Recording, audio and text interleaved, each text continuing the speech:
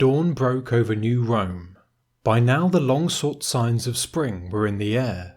Where before the trees bore a light dusting of frost, now dew clung to their leaves. It was only with the approach of April that the final frosts vanished, and it was then, in the final days of March, that a battle was being fought several hundred miles away. Loyalist forces squared off against a mighty rebel general. Basil had waged the war with all his cunning, but could now do nothing but await the outcome. In the end, the rebels were defeated, their armies melted away, their leader fled to Iraq. When Basil got the news, he could congratulate himself on a job well done. Yet there was danger in his triumph. Basil had been the effective master of Constantinople for 3 years, his power greater than ever before. But in order to win, he had been obliged to fight fire with fire. A second general, just as dangerous and ambitious as the first, was summoned from exile to save the day. With victory in their grasp, he would now have to be accommodated. The demands of politics never ceased, but Basil never tired. He was used to this, for it ran in his very blood. Some decades before, his own father had ruled the city, as emperor no less, and he knew what it took to rule. But Basil could never follow in the footsteps of his father exactly. Because Basil le Capinos was a eunuch, a boy castrated at birth. He was not, and never could be, emperor. That distinction went to his great-nephew, a callow youth who shared his name. Basil the Bulgar Slayer, unlike Basil the eunuch, needs no introduction, his very epithet standing as testimony to his reign's most resounding success. Yet nobody knew him by that name during his own lifetime. The first recorded instances of Vulgaroktonos, the Greek term meaning Bulgarslayer, date to the end of the 12th century. Indeed, those living through the turmoil of Basil's early years may have wondered whether the youthful ruler would end up as a mere footnote in history. The most enduring image of the Bulgarslayer, and the one that probably comes to mind when you hear his name, is found in the so-called Psalter of Basil II. The emperor stands crowned by an angel above obsequious subjects. Spear in hand, he looks every inch the autocrat that he claimed to be. But this could not be further from the truth of his early years. Early on, he was an emperor caught in the shadow of his own empire, ensnared in a web of generals and eunuchs, and there was no guarantee that he would escape. His true reign is traditionally said to begin in 976, after the death of the usurper John Tzimiskes, but it was not until 989 that Basil finally mastered the empire, 13 years and 10 months in which he nearly lost his throne twice. But if nothing else, the emperor's tumultuous youth taught him how to rule. This was the definition of learning the hard way, but every lesson he learnt he took to heart and never forgot. In the end it made him what he was, perhaps the greatest Roman emperor.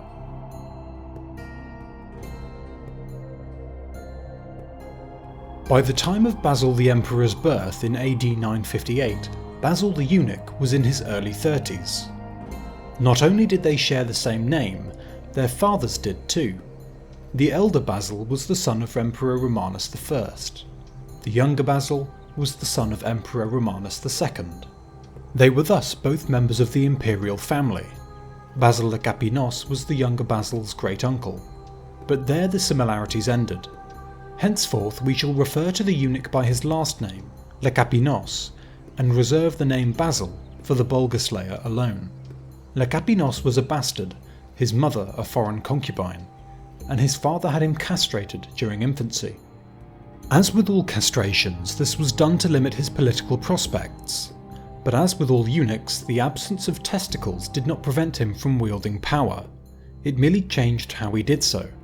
Le Capinos became influential, perhaps too influential, during the reign of Constantine VII. In the late 940s he became the emperor's top eunuch and chief minister, leading armies and enriching himself. Then, 1 year after Basil II's birth, the prince's father, Romanus II, took power in Byzantium, and the new ruler was wary of Le Capinos. He replaced him as chief minister, but the eunuch's career was only just getting started. After Romanus II died of natural causes in March 963, The 5-year-old Basil technically became senior emperor, ruling alongside his younger brother, Constantine. Lecapinos was watching his great-nephews grow up, first from babies to children and then finally to men, and he became very fond of them. One semi-contemporary historian described the eunuch as like some kindly foster parent. But Lecapinos could also be severe when the situation called for it.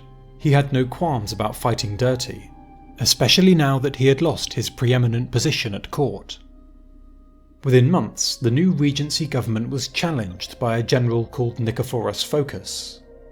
Lecapinos threw his lot in with Nikephoros and helped to banish the regency government. In return, he recovered much of the influence he had lost.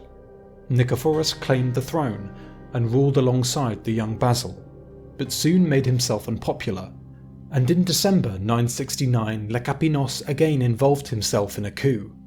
A general called John Tzimiskes murdered Nikephoros in the dead of night and usurped the throne. Lecapinos' stature at court grew further, and after John died in January 976, Lecapinos became the head of government. But what of young Basil, the purple-born prince, now at the cusp of manhood?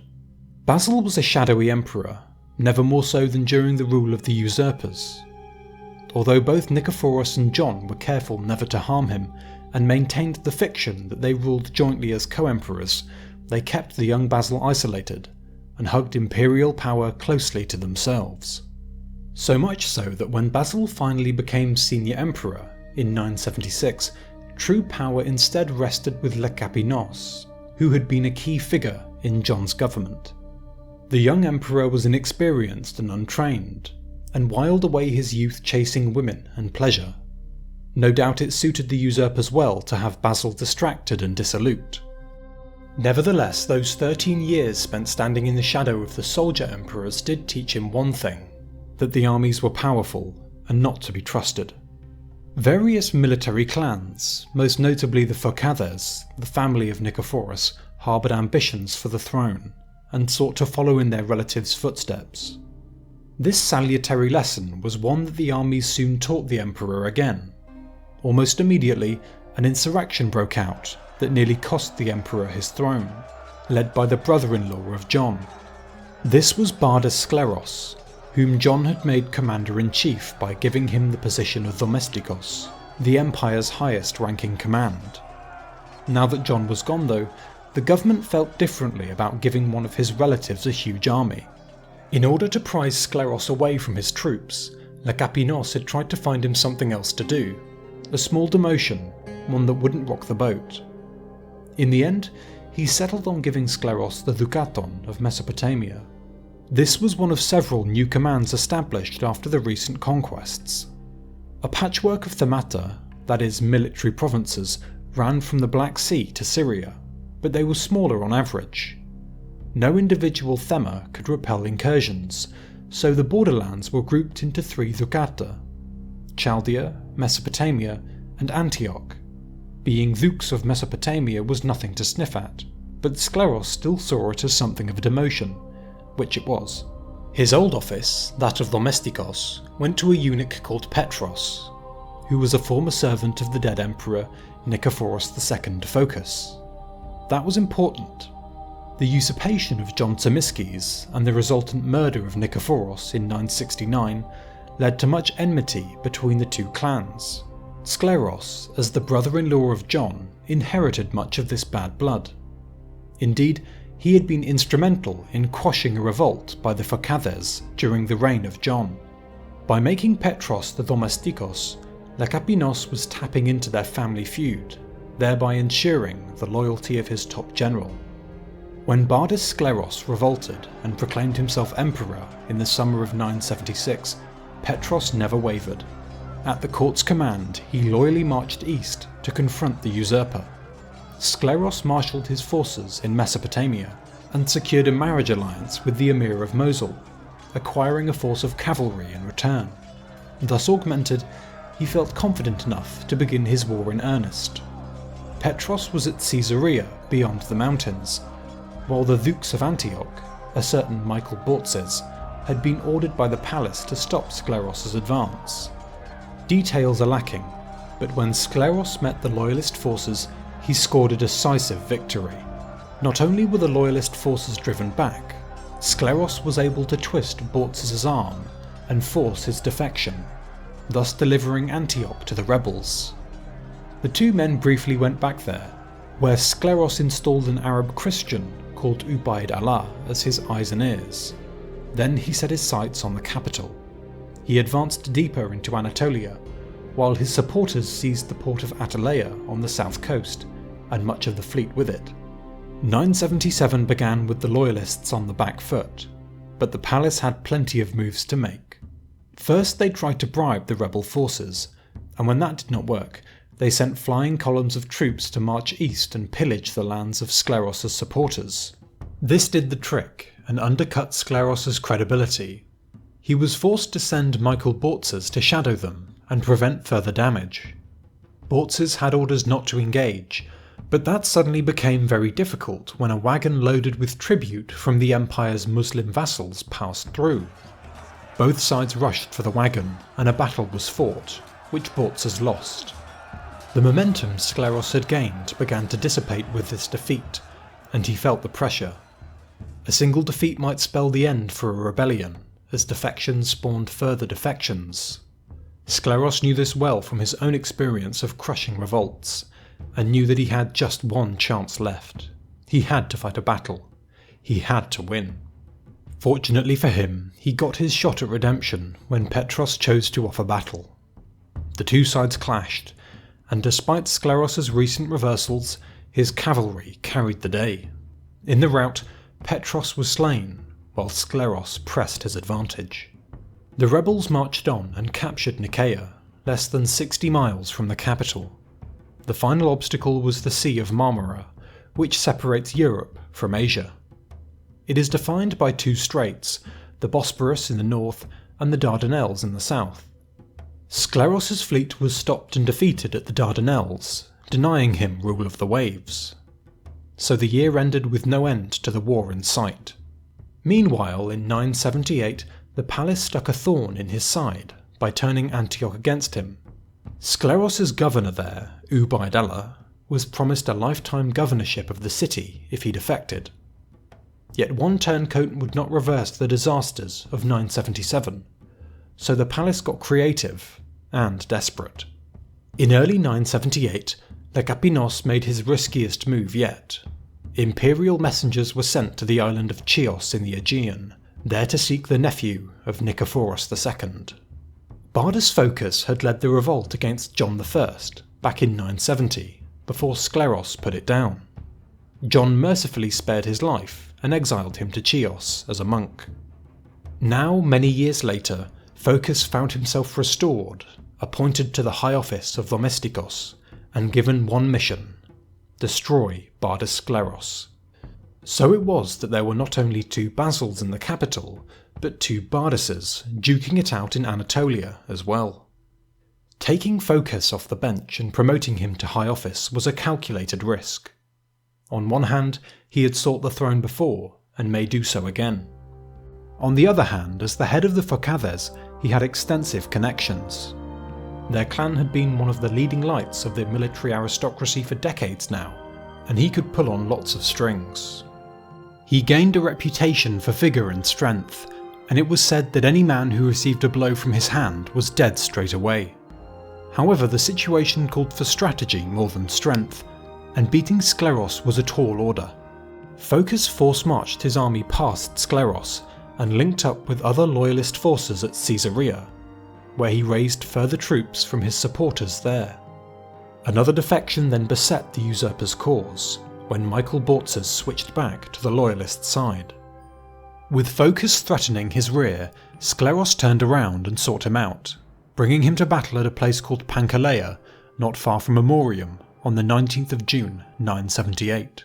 In traditional accounts of Scleros' revolt, which placed the battle in March 979, this was the decisive and dramatic clash which brought the civil war to a close. Tall tales sprung up in its wake, that Scleros and Phocas duelled on the field of battle, that both men delivered a blow to the other's head, that Phocas hit harder, and that Scleros fled. However, historians now subscribe to the view that the battle was not a victory for the loyalists. Instead, Scleros thumped his old rival and drove him east. A game of cat and mouse unfolded, with Scleros as the cat and Phocas the mouse, until Phocas's contacts once again came good. Back in the day, he had served as Dux of Chaldea, winning the friendship of a neighbouring prince in the process. This was David of Tau. His realm bordered the empire, and it was here that Phocas sought refuge from his rival's onslaught. At the same time, Lecapinos was pulling on strings of his own, and convinced Tourniquet, a famed Georgian saint, monk and general who was now living in Greece, to travel back to his homeland and convince David of Tau to help Phocas in his time of need. David threw his weight behind Phocas and the loyalists, supposedly lending them 12,000 cavalry, which is a huge amount for so small a principality, but anyway, his support would prove decisive. The two Bardases came to blows for the final time, on the 24th of March, 979, and it was then that Phocas and the Georgians delivered the killing blow. The palace could survive several defeats, owing to its greater resources and legitimacy, but not a rebel. Scleros's armies disintegrated, he and what few supporters he had left fled to Baghdad, and the war came to an end after 3 long years. For his invaluable support, David of Tau was rewarded with lands to the south, around the town of Theodosiopolis.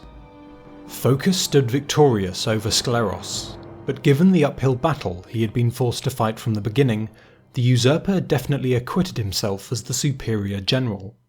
Lasting for nearly 3 years, Scleros's revolt was longer than most, and nearly overcame the advantages that the loyalists possessed. Alas, nearly is not good enough if you want to become an emperor. Now he was stuck in Baghdad, while his rival enjoyed a hero's welcome in Constantinople. A new political order emerged in Byzantium, with Phocas staying on as commander-in-chief, while Lecapinos minded the young emperor in Constantinople. But how long could this order last?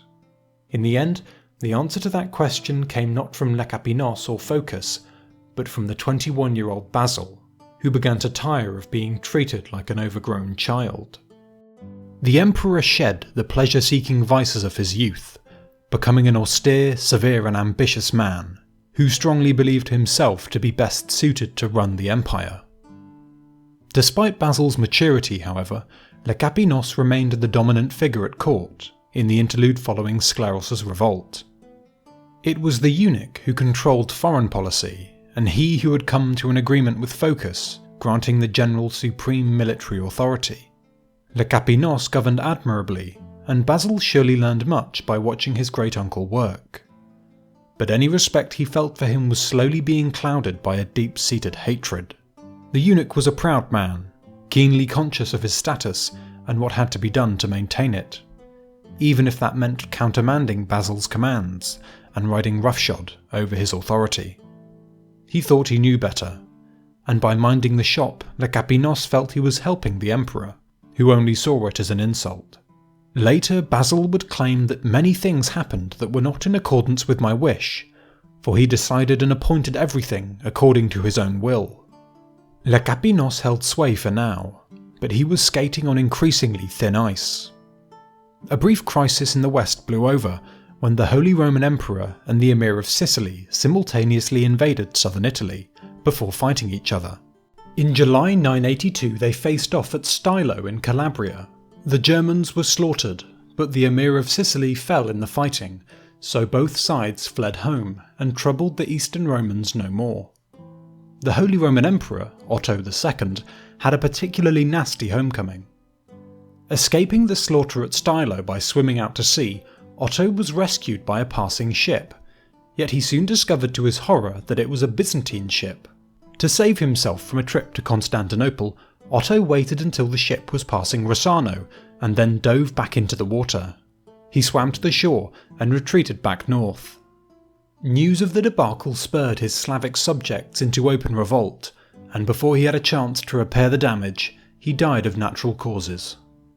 This stroke of luck, or misfortune depending on how you look at it, gave the empire more room to flex its muscles. A Byzantine counterattack was headed by Kalokiros Delphinas, an ally of Phocas and the new commander of Italy. Capitalising on the disarray, Delphinas reasserted imperial authority in Apulia and took some towns. As a little bonus, the empire even managed to foist its own candidate on the papal throne for 11 months. Italy was a cakewalk, but it was also a bit of a backwater as far as Constantinople was concerned. The east was where the important stuff went on, and it was here that the empire's major players, Basil, Phocas and Lekapinos, began to butt heads. For the most part, they were dealing with the fallout from Skleros's rebellion. Aleppo, an imperial vassal, had been dodging tribute payments during the civil war, but a visit from the imperial army in November 981 restored them to obedience. The real problem was Baghdad, which was ruled by a member of the Iranian Buyid dynasty.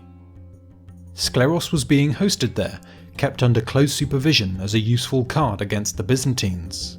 His fate subsequently became a major talking point in the negotiations that unfolded during the early 980s.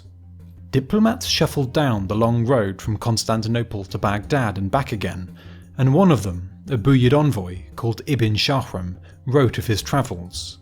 His report gives us a glimpse at the uneasy balance of power within the empire. On his way to Constantinople, Ibn Shahram apparently met with Phocas, who told him politely that he did not want peace with the Buyids, although the emperor did.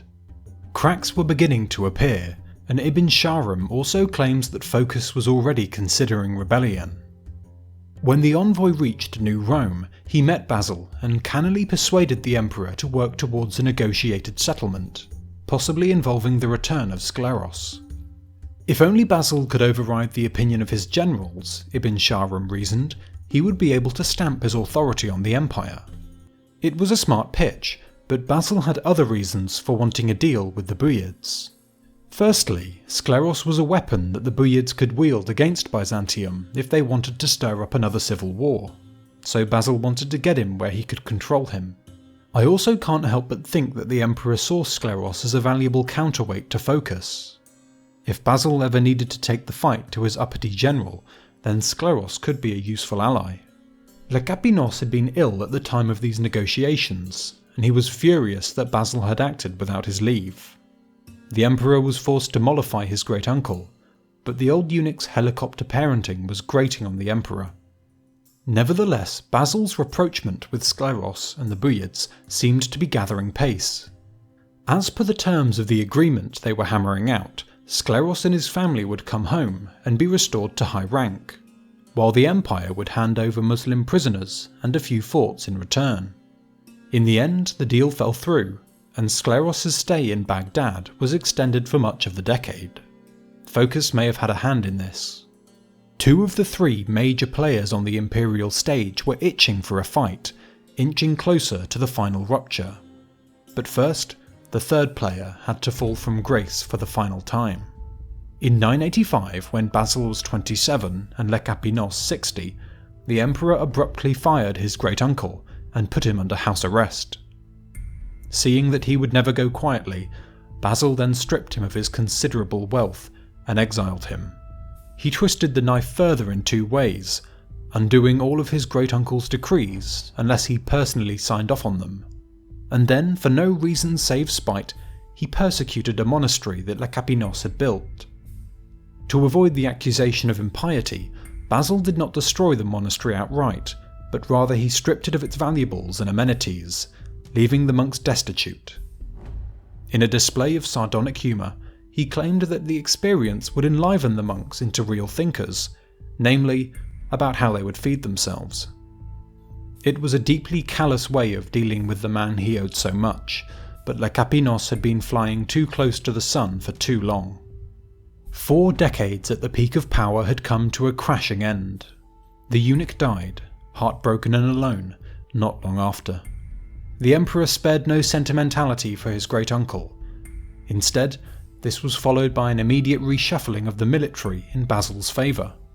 He reversed Lekapinos' policy of giving Phocas free rein over the army, and suddenly the allies of Phocas found themselves being recalled from key posts. Most notably, Kalokiros Delphinas lost his position as Katipan, that is, commander of Italy.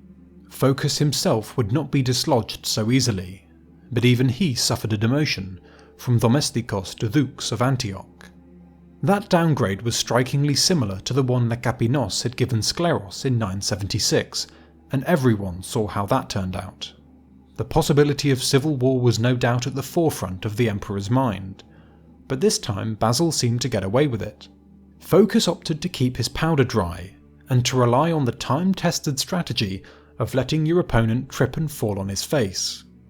The wisdom of this approach quickly became self-evident, because Basil was about to belly flop hard. Basil's plan was a good one. Bardas Phocas was a powerful general who still held much of the army in thrall. If Basil wanted to deal with him, he would have to prove himself as a general and burnish his prestige. Wisely, he avoided going east. No eastern campaign could go down with Phocas there. The chance of sabotage and betrayal was too great, so Basil selected a different punching bag: Bulgaria. Except Bulgaria was no mere punching bag, as Basil learnt to his sorrow. The last time the Empire had taken an interest in its northern neighbour had been 15 years ago, at the start of John I's reign. The country had first been overrun by the Rus, and then its east was occupied by the Empire. Its west remained independent, however, despite proud Byzantine boasts to the contrary. In the western reaches a new corps of resistance, spearheaded by a gang of 4 brothers, emerged. Collectively, the brothers were known as the Kometopouli, the sons of the Count, and chief among them was a man called Samuel. He was the youngest of them, but the fiercest too, and for 40 years would champion the cause of a free Bulgaria. 2 of the brothers had died early on, and in 976 Samuel executed his last brother for being too pro-Byzantine. Samuel was not a man to be messed with, and he provided muscular, vigorous leadership. Early on he also scored a diplomatic win when the old Bulgarian royal family joined his side. Back in 976, when the revolt of Skleros was kicking off, the old Tsar of Bulgaria, Boris II, managed to escape, or was released, from Constantinople. He and his eunuch brother Roman tried to return home. But Boris had been living comfortably in Constantinople since the conquest of his homeland in 971, and now dressed like an Eastern Roman. Unfortunately, this meant that the first Bulgarian soldier who saw him mistook his rightful Tsar for a foreign enemy, and shot him in the chest. This was an embarrassing way to go, but not to worry. His eunuch brother Roman was able to identify himself and was recognised as Tsar. Samuel was more than willing to forego the crown if it brought him advantage. He was still the real power behind the throne after all. Thus far the rump Bulgarian state had tread carefully and avoided all-out war, launching raids here and there. But now Basil was on the march. In the summer of 986, the Emperor set out from Constantinople with a large force and marched northwest into Bulgarian territory, towards the town of Serdica, what is now Sofia. Once there, he subjected it to a 20-day siege, enduring harassment from Bulgarian forces while failing to breach the walls, before finally turning back. He'd faced little opposition on the way there, but his return journey was not so easy. Basil neglected to properly scout ahead, and on the 16th of August his army stumbled blindly into a pass known as Trajan's Gate. All at once death began to stalk their ranks as the Bulgarians fell upon the Byzantines, taking them utterly by surprise. Not only did thousands fall in the slaughter, but the imperial tent was plundered, and Basil himself only narrowly escaped with his life. With what few troops he had left, the humiliated emperor dashed back to Philippopolis. It was a disaster, exactly the opposite of what he had set out to do. Instead of burnishing his credentials, he humiliated himself. Instead of overshadowing Phocas, he emboldened his old enemy and empowered a new one. In the wake of his victory, Samuel drove hard into Byzantium on several fronts. Moesia and the old Bulgarian heartlands were lost, as was Thessaly. Much of the progress of the last few decades was wiped out. Through his defeat, Basil had given Bulgaria the kiss of life, resuscitating the old Bulgarian Tsardom in the blink of an eye. 3 years later, with Samuel stronger than ever, a comet would streak across the sky. Some Byzantines took it as an omen. "The comet scorches the sky above," remarked one poet, "while the comet Opulus burns the west." Basil had no way to contain the victorious Bulgarians, for he was quickly forced to wrestle with a second huge revolt. News of Trajan's Gate soon reached Baghdad, where the Buyids decided it was high time to let Skleros loose. In December 986, amid much fanfare at the court of Baghdad, the exile began his journey home. But before he left, the Buyid ruler of Baghdad, Samsam al-Dawla, extracted several concessions from him, such as the return of prisoners. They did not supply Skleros with any troops, forcing him to cobble together a new army on his northward march. By February 987, Skleros was warmly received in Melitene and proclaimed emperor once again. Alarmed at Skleros's resurgence, Basil reappointed Phocas as Domestikos, hoping that however much he disliked the emperor, he hated his nemesis Skleros more. As it turned out, Phocas did dislike the emperor more than he hated Skleros. For a brief moment, the war seemed to take a nightmarish turn for Basil, when the two rebels joined forces. When they won, they would split the empire between them and rule jointly, with Phocas as the senior partner. This was the doomsday scenario for Basil, but Phocas immediately betrayed Skleros and arrested him in Cappadocia, bringing his second bid to an abrupt end. Phocas's duplicity left him unchallenged in Asia. He now dominated the opening stages of his war, and the rebels swept up to the Straits of Constantinople. But they ran into the same problem that Skleros had, namely the sea.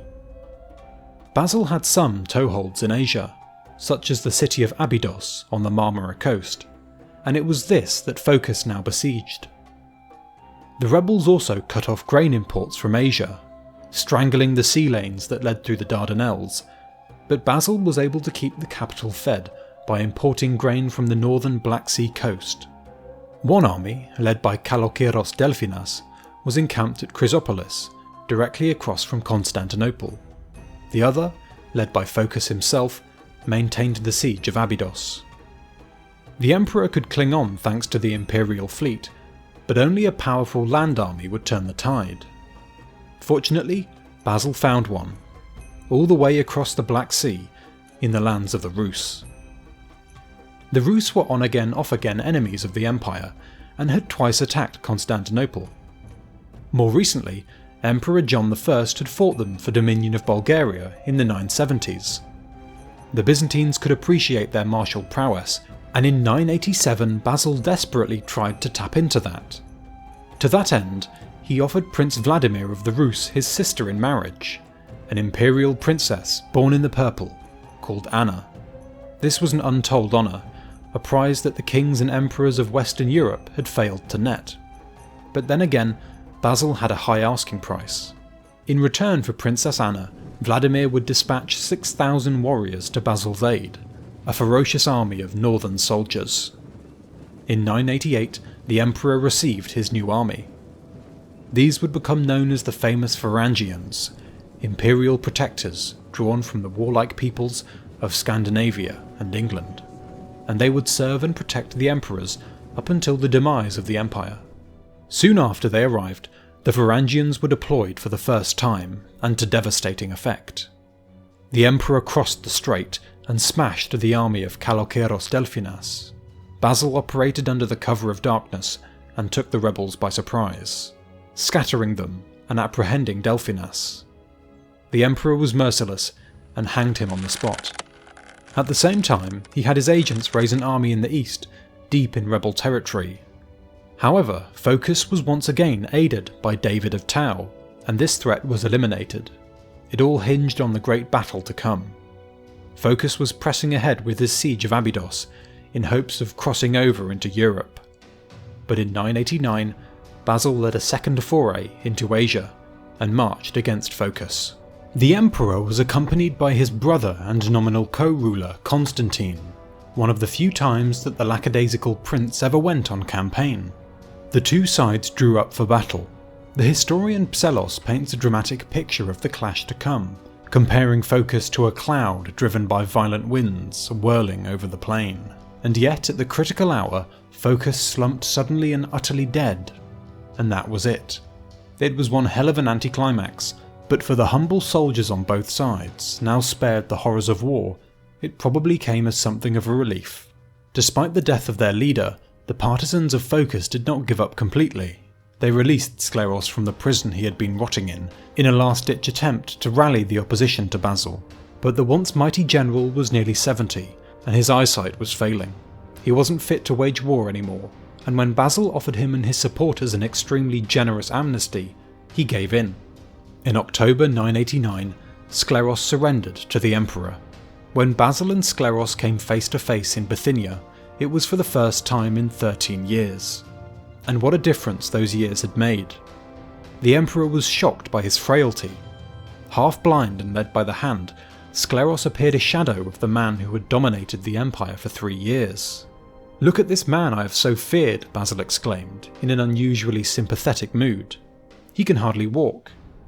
Yet the Emperor remained prickly and conscious of insults to his dignity, and when he noticed that Scleros still wore the red shoes of an emperor, he turned away and refused to let the old man approach. Only when he took them off did they reconcile, and the two men enjoyed a nice banquet together. Meanwhile, Focus's severed head was taken on a tour of the east, causing the final rebel strongholds to give up by November. Thus the last of the great revolts came to an end. With an eye to the future, Basil had supposedly gotten some advice from Scleros on how to rule well. "Cut down the governors who become overproud," the old general advised. "Let no generals on campaign have too many resources. Exhaust them with unjust exactions to keep them busy with their own affairs. Admit no women to the imperial councils. Be accessible to no one. Share with few your most intimate plans." These were the words which Basil lived by. The Emperor kept his word to Scleros and allowed him to retire to Didymoteichon, a town in the Thracian hinterland. Here he died on the 6th of March, 991. Similarly, the remaining Philagathos were allowed to wither away, albeit with some assistance from Basil. The family was starved of political oxygen. Basil confiscated their estates and refrained from giving them commands, allowing them to fade into obscurity. By the early 11th century the Philagathos were extinct, a cautionary tale for other ambitious families. Back in the waning days of the revolt, in spring 989, Vladimir of Kiev suddenly attacked and overran the Empire's outposts in Crimea. This was an unfriendly reminder that he had not yet received his wife.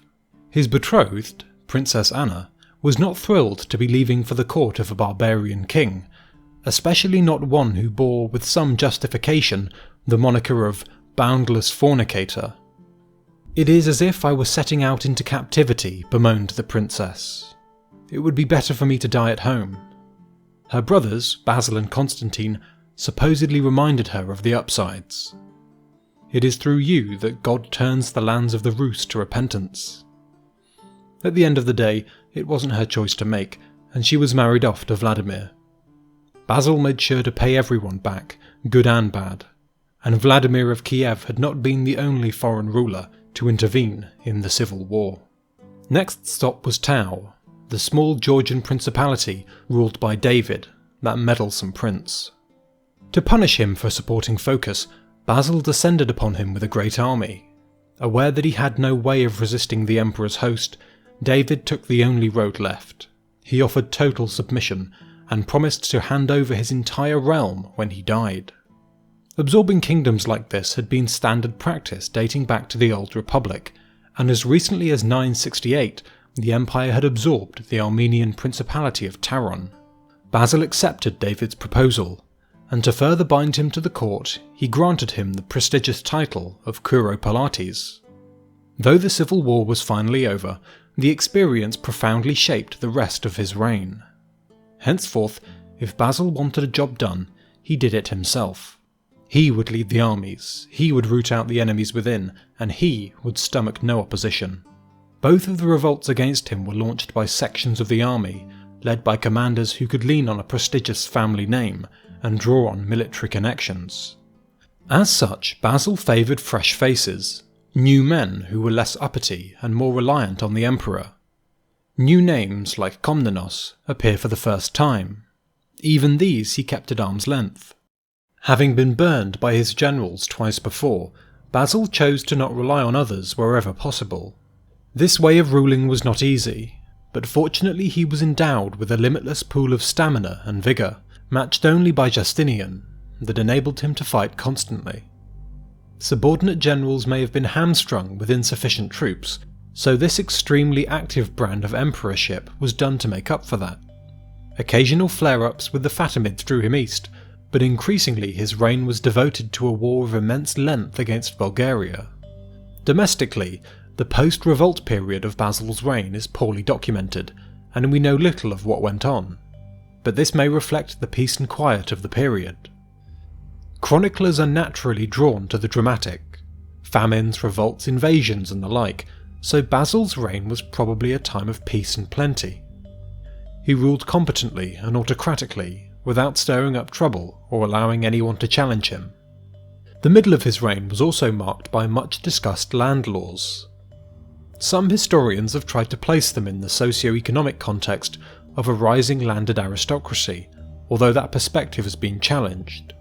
The story goes that Basil was returning home from campaign in 995, when a magnate offered to host his entire army on his lands. Naturally, he believed he was earning the emperor's favour, but Basil was appalled by such vast wealth. The magnate was brought along to the capital with Basil, and when he died his lands were confiscated. Then, in January 996, the emperor issued laws that hobbled the major landowners by enabling peasants to reclaim lands they had lost, while reducing the power of the wealthy to expand their estates. Another law, termed the Allelengion, was issued in 1012, at the height of the Bulgarian War. It stipulated that wealthy estates had to cover the tax arrears of poor peasants from neighbouring villages, placing more of the burden on the wealthy. In sum, Basil seems to be protecting smaller landowners from bigger ones, who have traditionally been seen as aristocrats, but in fact the largest provincial landowner was the church, and the actual influence of any landowning aristocracy has been questioned by historians like Anthony Kaldellis. But I'll try and avoid getting bogged down too much by this debate.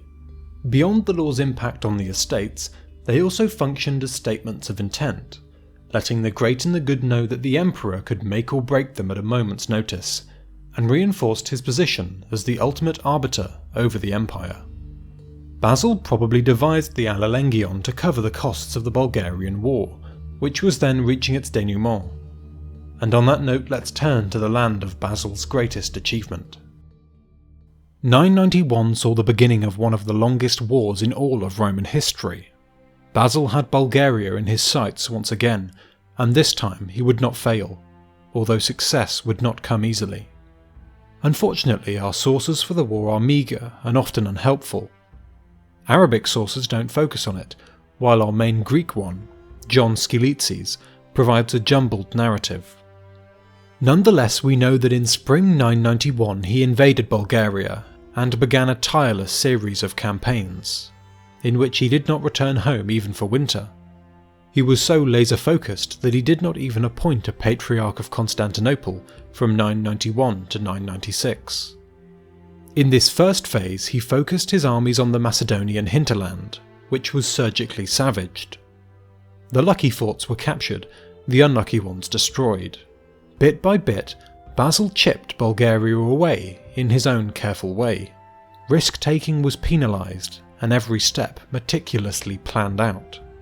The trauma of Trajan's Gate taught him to never needlessly bare his neck and never underestimate his foe, and Basil never did again. Every incremental gain was consolidated through grueling annual campaigns that gave Samuel no reprieve and allowed him no rest. The emperor defeated Samuel in battle near the Vardar River. He then capitalised on his momentum by leading a raid into the heart of Bulgaria. Skopje was sacked, and the cherry on the cake came when Tsar Roman of Bulgaria was captured and taken away by Basil. From Skopje he moved to blockade Pernik, a fortress near Serdica, but after a fruitless siege he withdrew and contented himself with the success he had achieved so far. Thanks to the many trials of his youth, Basil was well versed in war, and furthermore he now enjoyed full control of his empire, and could deploy its power as he saw fit. Slowly that combination of tireless leadership and superior resources began to tell. But he had other concerns too. In the early wintry months of 995, Basil was yanked away from Bulgaria when envoys from Aleppo alerted him to the worsening situation in Syria. Flare-ups with the Fatimids had become more common in the early 990s, with the Fatimids trying to remove Aleppo from imperial dominion. For the 2 years of 990 and 991, imperial allies were able to hold the line without much trouble, but the Fatimids began a renewed attack in 992, led by the Turkish general Manju Takin. He smashed an Aleppan army and besieged the city itself for a few months, before wheeling around and advancing towards Antioch. Michael Bautzes, the Dukes of Antioch, tried to block Manju Takin at a river crossing but failed. The Byzantine forces numbered just 5,000, far fewer than the Fatimids, so Bautzes did not engage. Instead, Manju Takin plundered the suburbs of Antioch, briefly besieged Aleppo again, and then returned to Damascus. The next clashes in 994 followed the pattern set before, with Takin raiding Aleppo and Antioch, and Bautzes lacking the strength to fight. Only this time Basil dispatched reinforcements, and so the imperial forces faced off against the Fatimids, not far from Apamea. The battle took place on the 15th of September, and the Fatimids outnumbered the East Roman forces. After battle was joined, the allied forces from Aleppo fled, leading to a mass rout. In all, 5,000 Byzantines died. In the flush of victory, Manju Takin took the fight to Aleppo and initiated a far more determined siege of the city. This time, it lasted for many months. It was now, with Aleppo on the brink, that Basil decided to deal with the Fatimid threat directly. The way he did so was unprecedented. With Aleppo's supplies almost exhausted, each and every day mattered, and speed was of the essence. Basil, of course, was hundreds of miles away, in the heart of Bulgaria. To cover the distance, the emperor mounted his entire army on mules, giving every man a spare for his equipment, and thus they sped off to Syria. Such was the speed of his host that it inevitably became strung out, but Basil reached Syria in March with a forward force of 17,000. And now the cat was among the pigeons. When Manju Takin heard that the emperor was approaching, he immediately broke the siege and fled in panic towards Damascus.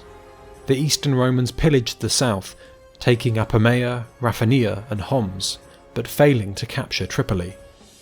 As his army progressed, it was attacked by tribesmen, so Basil captured 40 of them and cut off their hands, and was troubled by them no more. He also set the administration in order. Basil forgave Aleppo's tribute payments for the months it had been under siege, a generous act, and he also fired Michael Bautzes from his post. The emperor was not one to tolerate failure, and Bautzes was an unremarkable general. In his place, Basil appointed Damian Dalasenos as Dukes of Antioch. The emperor's romp through Syria enraged the Fatimid Caliph Al-Aziz, who began preparations for a massive invasion in 996, but the caliph died that year, so nothing more came of it. Though Manju Takin led a few more attacks on Aleppo, they were ineffectual, and he was soon distracted by a Fatimid civil war. The calm in northern Syria was only seriously broken in 998, when the new Fatimid governor of Damascus, Jaish ibn al-Samsama, led a sweeping campaign intent on enforcing Fatimid authority over the region. Tyre was subjugated, and then Jaish moved north, where he was confronted by Damian Dalasenos on the 19th of July. Initially the battle went well for the imperial forces. Dalasenos broke through Jaish's front line with a thundering charge, but was struck dead at the cusp of victory, and the tide turned against the Byzantines.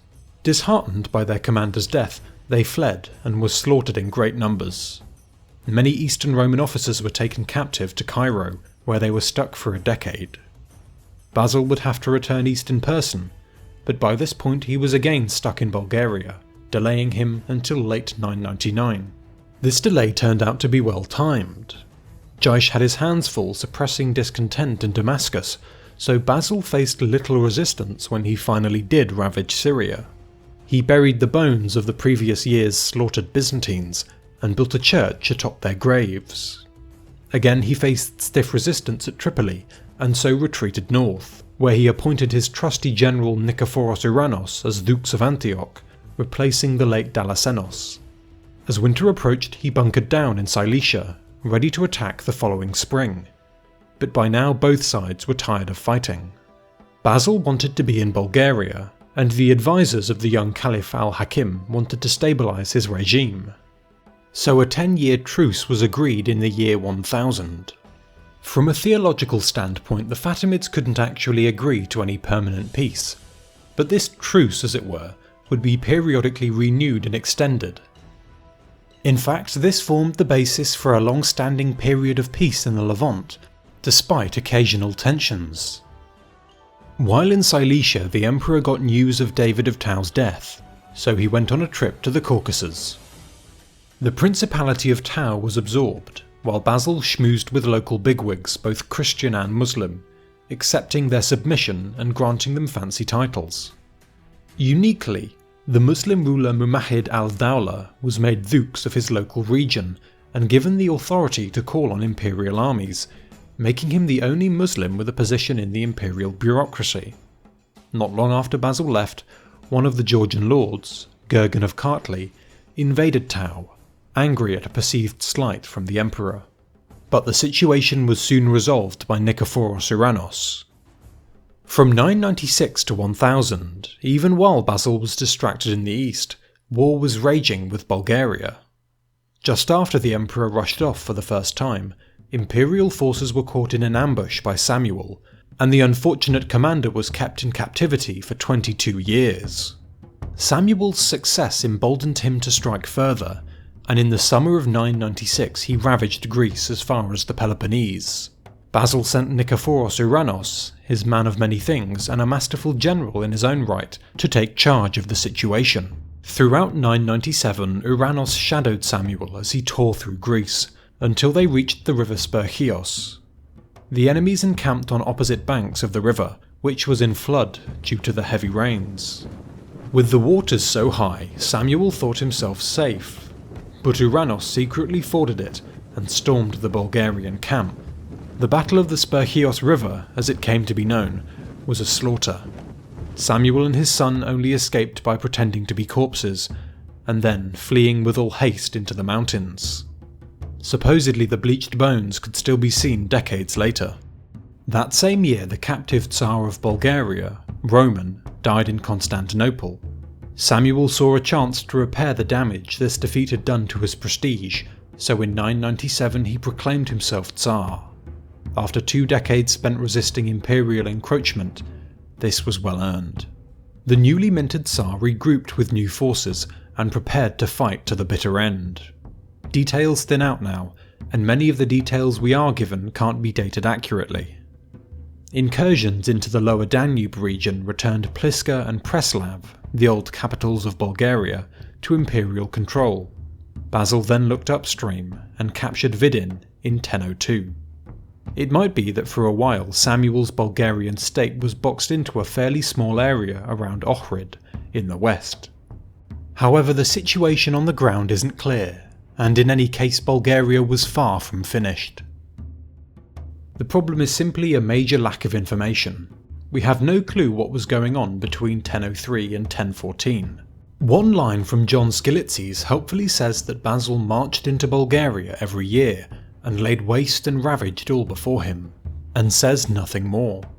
Some historians have made the intriguing suggestion that this murk in fact concealed a 10-year peace between Basil and Samuel, but this is all hypothetical. When the fog finally clears in 1014, the Emperor and his tireless troops are on the attack once more. Basil's forces were held up in the Clydion Pass by the forces of Samuel, which held an impregnable position reinforced with wooden palisades. A breakthrough seemed impossible until Nikephoros Xiphias, one of Basil's generals, suggested a daring scheme. A small group of soldiers would scramble secretly up a wooden hillside and crest the ridge before descending on the Bulgarians from behind. The emperor, ever cautious, did not like it, but in the end nothing else could be done, so he gave it the green light. Xiphas took his men on a hike, while Basil prepared to attack from the front. On the 29th of July, when the emperor assaulted the barricades, Xiphas suddenly descended on the Bulgarians' rear. Caught in a pincer, the Bulgarians fought hard but in vain, and Samuel himself only escaped thanks to the efforts of his son, who mounted him on a horse and sent him away. The Tsar, as we shall see, was getting old, and his strength began to desert him. Many thousands of Bulgarians were slain, and in the wake of his triumph a new legend bubbled up about the emperor's cruelty. Supposedly, the emperor chose to remorselessly punish his 15,000 Bulgarian prisoners. He was no stranger to extreme punishments, but this time he outdid himself. The prisoners were to be blinded, with every 100th man being allowed to keep one eye, with which he could guide his countrymen home. Supposedly, when Samuel saw what Basil had done to his soldiers, he fainted and then died of a heart attack. It was with this calculated display of savagery in mind that the Byzantines later gave Basil the name Bulgarslayer. This story is the most famous escapade of his reign, but alas, it is just that, a story. Bulgaria could not have lost so many fighting men and continued the struggle for 4 more years, as it was to do. Perhaps it is the embellishment of a smaller atrocity. The Bulgarians would fight on, and at the same time as Clydion, another of their armies attacked Thessalonica, although that too was repulsed. Basil dispatched a general to clear the way towards the fort of Strumica, but he was killed in an ambush. This reverse spooked the emperor, who began marching back towards Constantinople, stopping to take a fort along the way. He fell back all the way to Mosinopolis, far from the front lines, a move that reflects his deeply held caution and the fact that Clydion may not have been such a battering as it is usually portrayed. At Mosinopolis, however, Basil received news that changed everything. Samuel was dead. Now Basil really ramped up the pressure, aware that Bulgaria had just been robbed of its best leader. He took several forts in Pelagonia to the west of Thessalonica before retiring to the city. In 1015, he suppressed a revolt near Thessalonica before taking another key fort to the north. By now Bulgaria was crumbling. Local nobles and generals began to pull the whole country apart as some sought to jump ship and join Basil. Gavril Radomir, the son of Samuel, tried to establish himself as the Tsar, but in the chaos of war his grip was very shaky indeed. In summer 1015, Gavril was murdered by his cousin, Ivan Vladislav, possibly at Basil's instigation. It is possible that Basil and Ivan tried to reach some sort of murky agreement, but if that was the case, nothing came of it. Ivan seized the throne, and the war rumbled on, with Basil capturing Samuel's old capital of Ohrid and chasing Ivan away from Dyrrhachium. During this campaign, Basil did blind all those Bulgarians that he could find, so it's easy to see why so many people believed he was capable of such brutality at Clydion. He inspired fear and no little hatred in the hearts of his woebegone foes. At this point, a smaller imperial army was caught in an ambush, and progress slowed as Ivan dug in around Bitola. So Basil withdrew to Constantinople, which he reached in January 1016. By murdering his cousin and usurping the throne, Ivan only worsened the chaos in Bulgaria. As a result, he probably enjoyed even less authority than his predecessors, and could not command the respect of Bulgaria's leading figures. All the while the walls were closing in, until in February 1018, the twilight of his nation's independence finally elapsed. Ivan Vladislav, the last Tsar, died beneath the walls of Dyrrhachium. The effect was immediate. The flagging Bulgarian war effort finally collapsed. No one wanted to risk following him to the grave, not now that all hope of victory was extinguished. Yet Basil was not relying solely on military pressure to achieve his aims. Instead, by wielding the carrot and the stick in equal measure, Basil was able to coax much of the leaderless Bulgarian aristocracy into his camp. Neither of the last two Tsars were able to enforce their will on the regional magnates of Bulgaria, and getting them on side was crucial. So Basil set to wooing them with all the resources at his disposal. Perhaps the most powerful diplomatic weapon in Byzantium's arsenal was its immense prestige, owing to the peerless age and venerability of its court.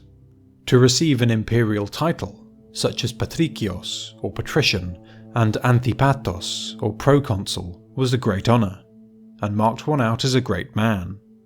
Not only did they confer prestige, but salaries too, paid right from the empire's treasury. Through them, the remaining warlords of Bulgaria were won over and enmeshed into the imperial system.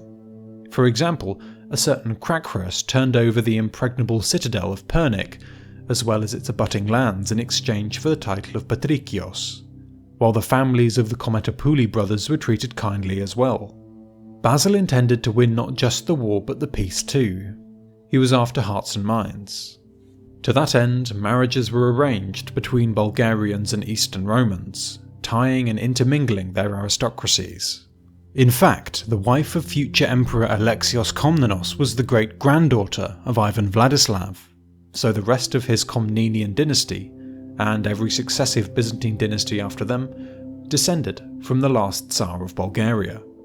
In true Roman style, the administration kept a light touch in the newly annexed regions, and Basil tried to work through local magnates. Wisely, he opted to collect taxes in kind rather than in coin.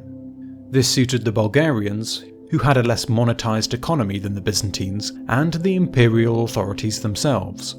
Bulgaria was a fairly militarized region, so it was easier to supply the armies with locally collected produce. When Basil's tax policy was eventually reversed, it spawned a large Bulgarian revolt.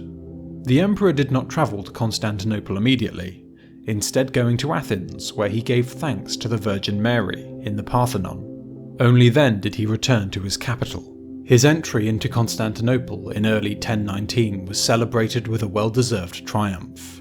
Riding through the Golden Gate to the approbation of his subjects, Basil soaked it all in and sang thankful hymns in the Hagia Sophia.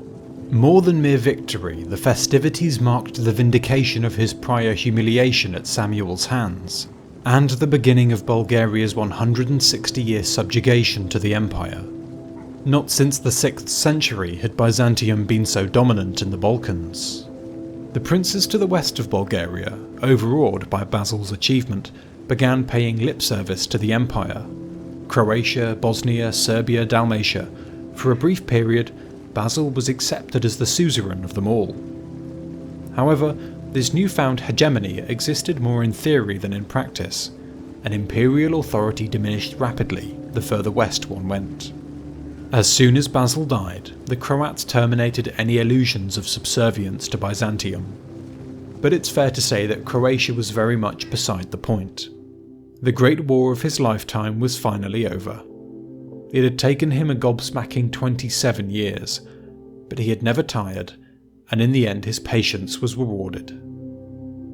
His triumph was complete, but the emperor was not the type of guy to rest on his laurels, and he remained active for the final years of his reign. Henceforth, Basil directed his attention elsewhere, mostly to the Caucasus, where a watchful eye was always necessary to safeguard imperial interests. Ever since the turn of the Millennium, the East had been quiet. He had kept a lazy eye on developments regarding Aleppo, but refused to involve himself too deeply in Syrian affairs. The 10-year truce with the Fatimids was probably renewed in 1013, but the unstable and rather insane Caliph al-Hakim was probing Aleppo for weakness. The Byzantine vassal had grown increasingly unstable, especially after it was inherited by a man called Mansur in 1008. He ran into trouble with the local Arab tribes and was frequently under attack, until in 1016 Mansur was expelled by his own deputy, who then invited the Fatimids in. By this point Basil was involved in the final subjugation of Bulgaria and had no time for Aleppo or the Fatimids. He did, however, order a massive trade embargo between the empire and Egypt and Syria. Caliph al-Hakim finally secured Aleppo in 1017, but his tyrannical behaviour quickly undid his progress. The Fatimid governor of Aleppo rebelled against the Caliph and offered his submission to Basil, who now ended the embargo on Aleppo. Tensions in Syria were rising once again, but on the 13th of February 1021, al-Hakim mysteriously disappeared and was never seen again. The threat of war disappeared with him. Eventually, a tribal group overran the Emirate of Aleppo and established a new dynasty, the Merdicids, to rule it independently of both Constantinople and Cairo. So long as it was free from Fatimid control, Basil didn't mind. Just as al-Hakim was doing his disappearing trick, Basil was marching through Anatolia. No one knew his destination, but the Fatimids were not the only threat in the east. George, the aptly named King of Georgia, had invaded the land of Tau, the empire's most recent annexation in the Caucasus, and a region which George had a dynastic claim to. More offensively still in Basil's eyes, George had tried to form an anti-Byzantine alliance with al-Hakim. So when the emperor learned of the death of the caliph in 1021, he turned north. Remarkably, the emperor's first instinct when confronted with this invader was to negotiate. Even more remarkably, George snubbed every single imperial envoy that was sent his way. This despite the vastly superior imperial forces camped not far from his lands. Basil had had enough, so he ravaged and swiftly retook Tau. Sources disagree, but either George was defeated in battle and fled, or simply fled outright. Basil vented his wrath, taking many prisoners and blinding many more. Over the winter, King George finally came to the negotiating table, handing over Tau and his son as a hostage, and bending the knee to Basil. The increased Byzantine pressure on Armenia and Georgia bore fruit in other ways. Around this time, King Sennacherib of Vaspurakan, a small Armenian principality, agreed to sign away his kingdom immediately in return for lands and estates within the empire. Sennacherib was followed by Sumbat, the Lord of Ani, who pledged to hand over his principality upon his death, which did not come until 1041. Just as winter was turning to spring in the Caucasus, Basil got an unwelcome blast from the past. In 1022, some of his army officers revolted against him in Cappadocia. It was his early years all over again. Or was it? He was in a far stronger position relative to his generals. Most of the army had already been brought to heel, and the greater mystery is why the plotters thought it was wise to challenge Basil at all. The ringleaders were two men called Nikephoros. Nikephoros Phocas, the son of the rebel Bardas, and Nikephoros Xiphias, the same one who helped win Basil's great victory at the Clydion Pass. Their revolt came just before Basil brought the situation with George to a close, so they were probably hoping to capitalise on his foreign distraction. Xiphias was a decorated general, while Phocas was brought along just because of his family name. Nevertheless, names mean a lot, and although at first Xiphias was the leader, the lingering influence of Phocas's family soon meant he was preeminent, leading to jealousy and resentment. The situation could have been a problem for Basil, but they soon fell out, and their half-baked revolt fell apart. Xiphias killed Phocas, whose severed head was sent to the emperor. For his part, Xiphias was exiled as a monk. Although he had betrayed his emperor, he had served him well in Bulgaria. Any doubts about the emperor's authority were put to rest, and never again would a Phocas make a play for the throne. Basil sent Phocas's head on to King George, indicating that he believed the Georgian king had been involved, and that their treaty was now null and void. He invaded and took several forts, before demanding that George hand over several more. The king pretended to accept, but secretly prepared to ambush the emperor and his army. Basil had gotten used to ambush warfare in Bulgaria, and fought off George's poorly prepared trap.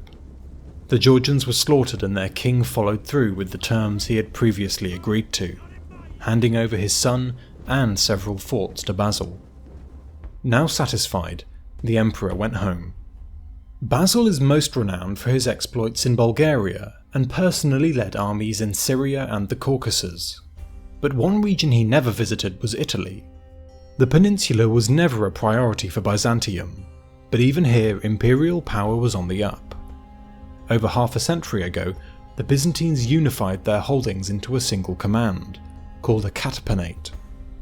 In 1017, the Catapinate was given to one of the greatest generals of his day, a certain Basil Bioannes. Largely thanks to his efforts, Byzantine fortunes in Italy surged to a high point not seen in centuries. Bioannes stayed on as Catapan until 1028, an extraordinarily long tenure that was testament to his skill. Southern Italy hosted a collection of Greek-speaking communities, but out here most imperial subjects were Lombards. They spoke a Latin-derived language and were sceptical of Constantinople's rule. More than once they had tried to throw off their Byzantine overlords, and now they tried their luck again. Lombard resistance coalesced around a leader called Mello, who had been causing a lot of trouble for the previous Catapans. He had briefly occupied Bari in 1009 before being repulsed, a defeat that drove him to seek help from abroad. Ominously, Mello was the first warlord in Italy to make use of Norman mercenaries, though he would not be the last. Mello won a string of victories in 1017, alarming the emperor, who recalled the previous Catapan and sent Bioannes to deal with the rebels. Armed with a contingent of Varangians, Bioannes fought Mello at Cannae, the same town where Hannibal had massacred a Roman army 1200 years before, and crushed the rebels. After this, Mello fled to the court of Holy Roman Emperor Henry II, but died in 1020.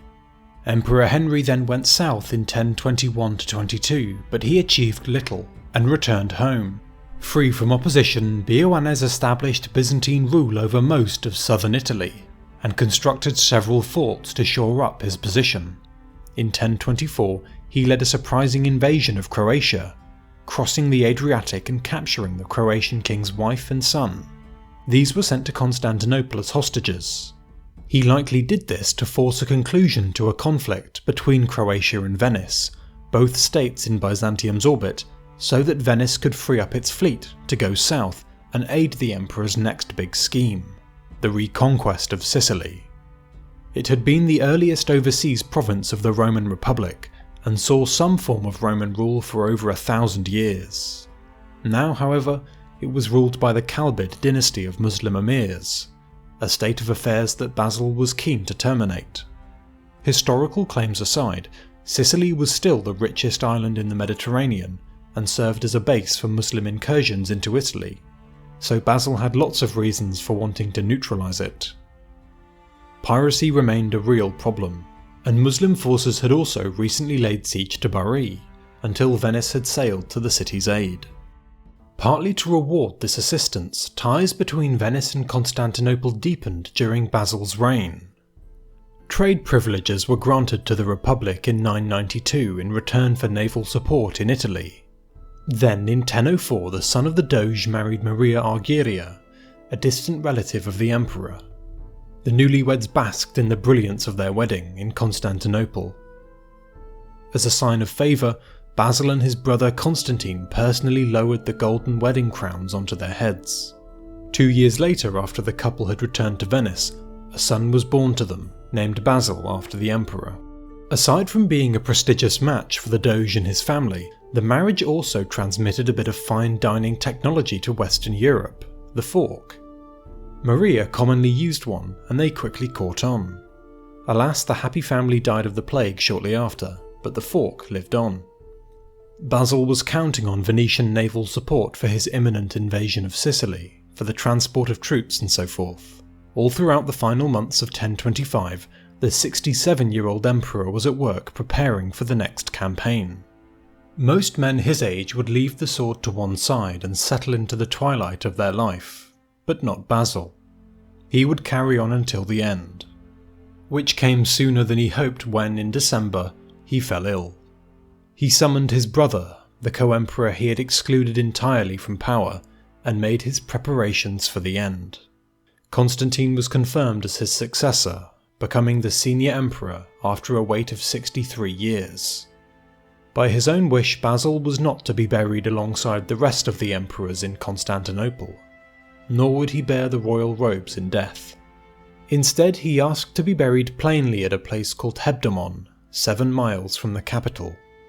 This was an army mustering ground, and marked the start point for triumphs bound for Constantinople. By being buried here, he emphasised the martial character of his reign. This emperor, the greatest his people had known, died on the 15th of December 1025.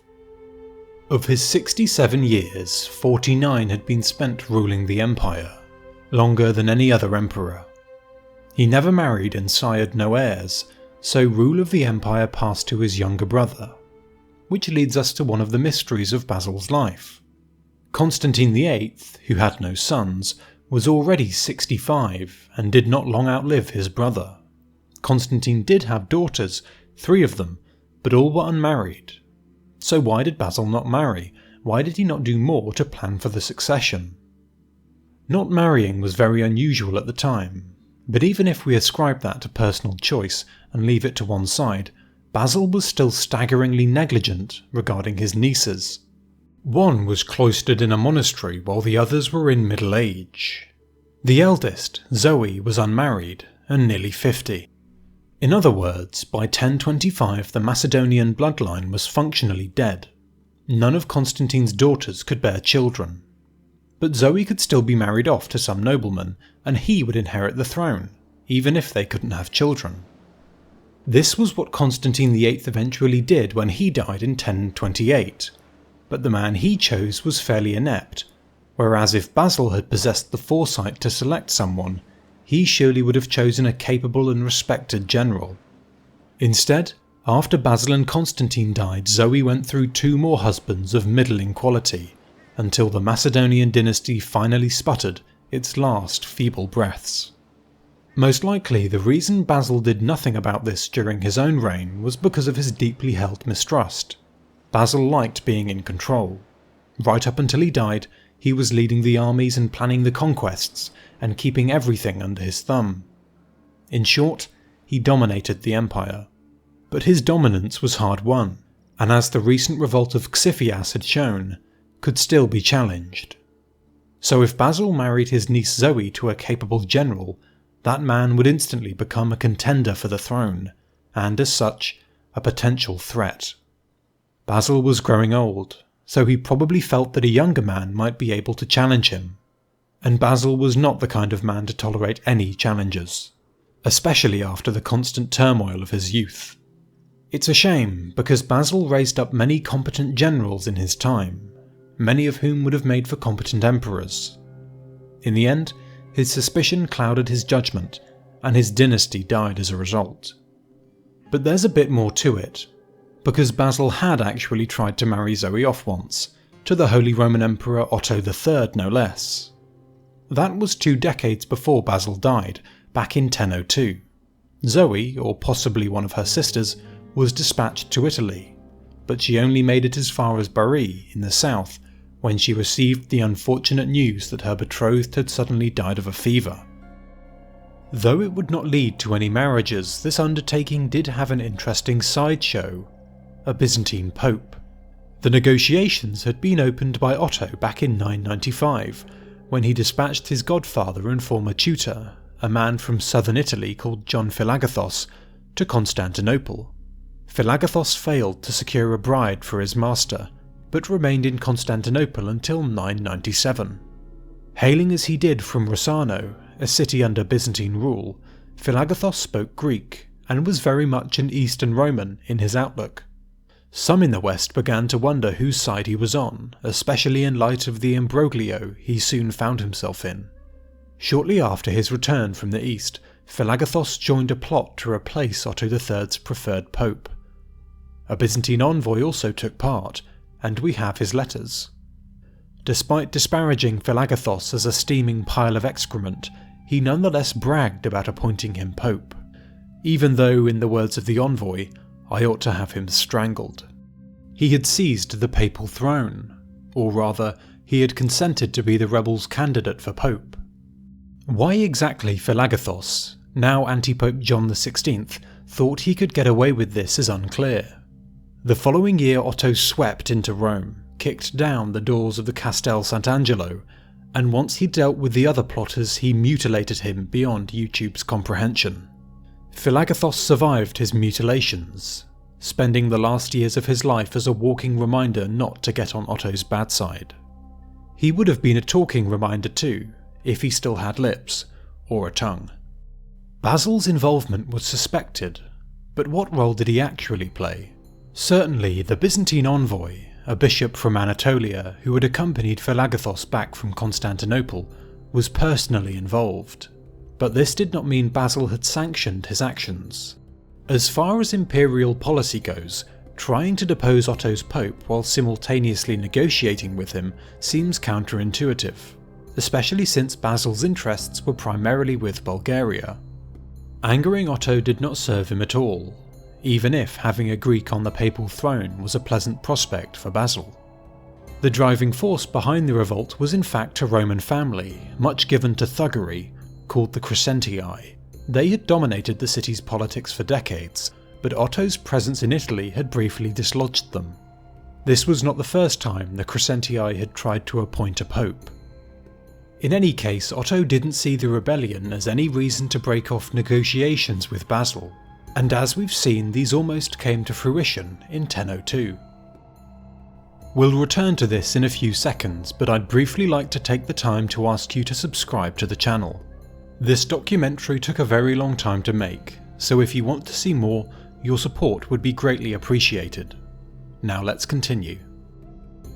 The match of Zoe and Otto presents us with an interesting alternate history scenario, in which Otto lives and marries Zoe, and when Basil and Constantine die, she then inherits the Byzantine throne. In my view, a civil war would result, with a nativist faction in Constantinople trying to prevent a foreign emperor from getting near the throne. But let's not drift too far from real history here. After this marriage fell through, Basil had 23 years to find a suitable successor.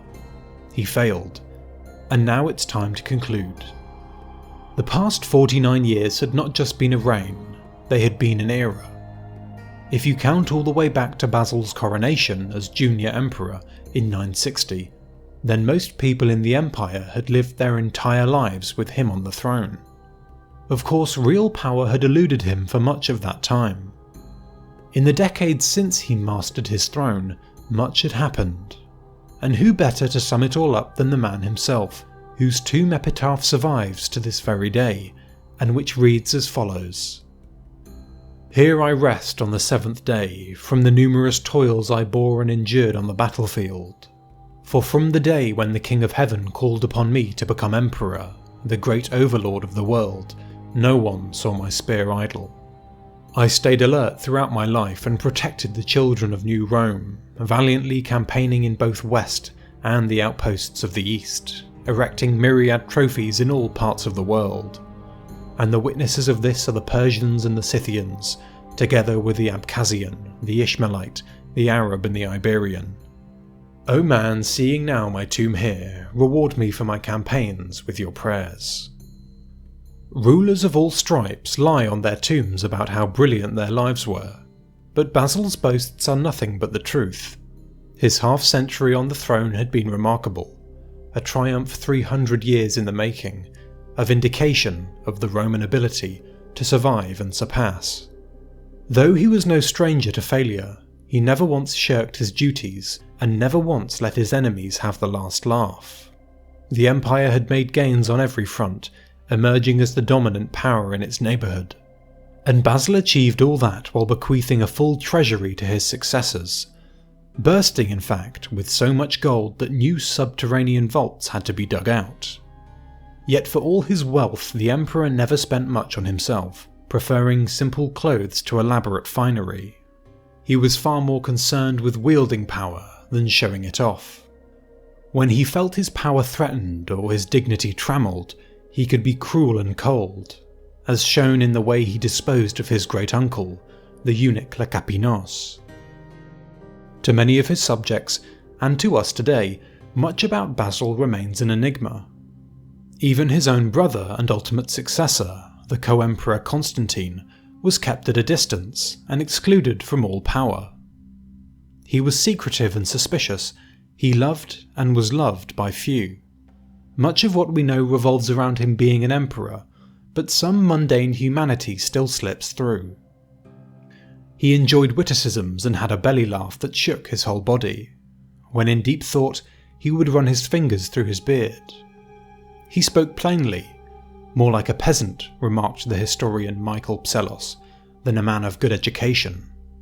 Indeed, Basil cared little for philosophy or learning, but some important works were produced during his reign. Fear was perhaps the emotion he cultivated most fully, in his enemies and in some of his subjects too. But their fear of him was tempered by the undying sort of respect that goes only to those who have dedicated their lives to something greater than themselves. For that was what Basil had done. Few emperors worked as hard for as long. Certainly, none ever spent as much time in the field, enduring icy winters and summer suns alike. His soldiers' struggles were his own, as were their successors, and he demanded much of his men. Once, when a general failed to take a fort, Basil told him simply to attack the fort again, or risk paying the full cost of the campaign, out of his own pocket. The general attacked again, successfully this time. After the disaster of Trajan's Gate, he forgot his youthful impetuosity, and never again risked his men's lives so heedlessly. Caution and good order were the watchwords of Basil's generalship. Parallels with Justinian are inevitable.